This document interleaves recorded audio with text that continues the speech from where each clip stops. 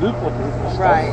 See what's Now, how going did it make you feel when you play that back and you hear them actually saying your name? It's like, I mean, they give you the chills. It's really cool. I'm like, how did they know I was here? Yeah. What is, so to me, it's telling me, I guess, when I feel that it's an intelligent heart. So. Right. And tell us about you getting scratched. Were you doing anything at the time to...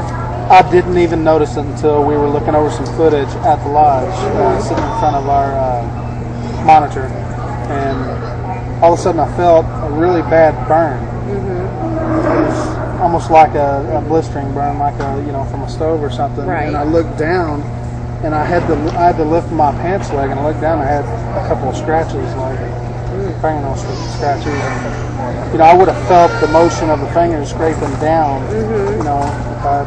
Or whatever had done that to me, I would have felt it. But I mean, it was just a sudden burn. There was no scraping or anything else. Yeah. Well, y'all were talking about the... I'm sorry, go ahead. My mother, which she wanted to go on an investigation with us, and it happened to be that same one. Well, she got a scratch too. Oh, no. We had two people. Does she want to go on anymore? She hasn't so far. Yeah. I was actually touched her now when we did a later EVP session later in the night. And that's the first time I've been touched where one's actually come up and physically grabbed me on the leg, and I could feel it was like, it wasn't like anything scary, like a lot of people, oh my goodness. It wasn't anything like that. It was like what I would consider is like something like your grandmother would do, where they can squeeze your leg, or like, hey, I'm here, right here. Right. But it was really interesting. Y'all were speaking earlier about the Masonic Lodge, and now you actually investigated in the lodge, your lodge, and I've heard other stories from other places about Masonic lodges and hauntings. Why do you think that they would be susceptible to hauntings? Well, especially being Masons yourselves. There's a lot of misconception about Masonic lodge and what the Masons are. There's a lot of energy. When you're in a Masonic lodge, there's a lot of energy. It's a very spiritual room. It's not anything satanic, what the world, what a lot of skeptics are going to have to believe.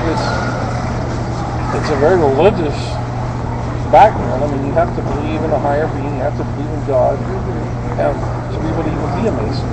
So there's a lot of things, and a lot of people put a lot of energy into it. So I think that's where the connection is, in my opinion. That's where the connection, because being a Mason is a very proud part of your life. That's something that would attract you back to that root. True. Yeah.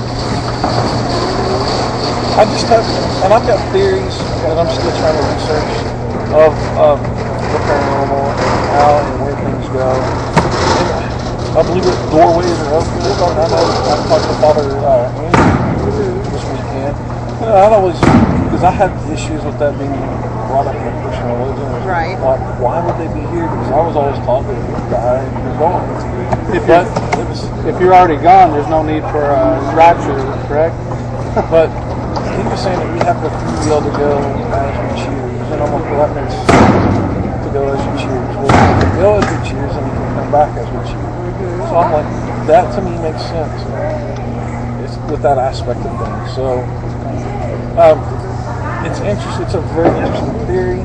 And I believe, and my theory too, is that, okay, well, if we can go wherever we created the most energy in our life, or left the most energy, there's something that's telling me that that's like a portal there, or a doorway. So if family members are going to have that energy field around you, so you've got that connection, so it's easier for family members to come back to visit you at home. And that's another deal with the Masonic Lodge. You feel a lot of energy there as a Mason, you leave a ton of energy in the lodge. Right. So I think it just creates a doorway for these guys to come back and forth. Yeah. What would be your ultimate experience in this field? For me to be thrown against the wall, that would be great. I would absolutely love that. I'll second that. to actually be physically picked up and moved or thrown, I would just hope that the camera's on me, hope that someone else was there, but it would just, to me, that would be the ultimate. That, or to have an actual sit down and have an actual conversation like we're having now with an entity. On video. On video. Yeah.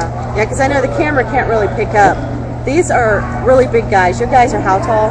I'm 6'6". I'm 6'4". Yeah. So that would be quite an entity there. And what about you? What would be your, you know, just I would have to second that. thrown up against the wall? Yeah, that would be. Convince me 100%. There would be no doubt in my mind. Yeah, definitely. Do y'all have anything else that y'all want to shout out there? Well, I got a question for you. Sure. Everybody's got some kind of fear. And I'll be the first to admit, my biggest fear, granted, doing all this stuff, I do not like going in a room where there's a lot of dolls. I cannot stand That's a doll actually room. a common one. I cannot stand a doll room. No dolls and no clowns. Clowns. I know somebody else with clown I'm issues. curious what Jennifer's fear might be. My fear in the paranormal realm, There's one room that you don't want to go into, I should say. you know, that's really a hard question for me. I think probably the only thing that I could really think of, you know, because, you know, dolls don't bother me. I love dolls. But the only thing that's really ever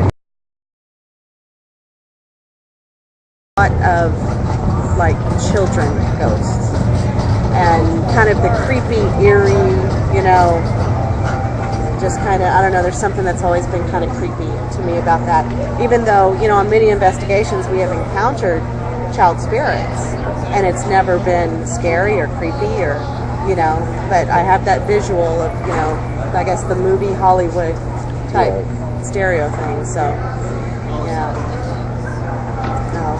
Well, I appreciate everything. Yeah, it has been great meeting you guys this weekend. We've had a blast. Absolutely. And give a shout out again. I need somebody in the studio or chat room if y'all could type this out for me because I can't when they say their website.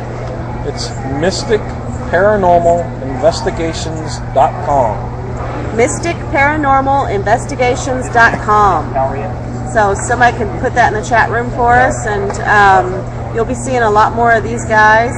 And we're hoping we can even get a joint investigation with them going on sometime. Hopefully, very soon. Yeah, that'd be awesome.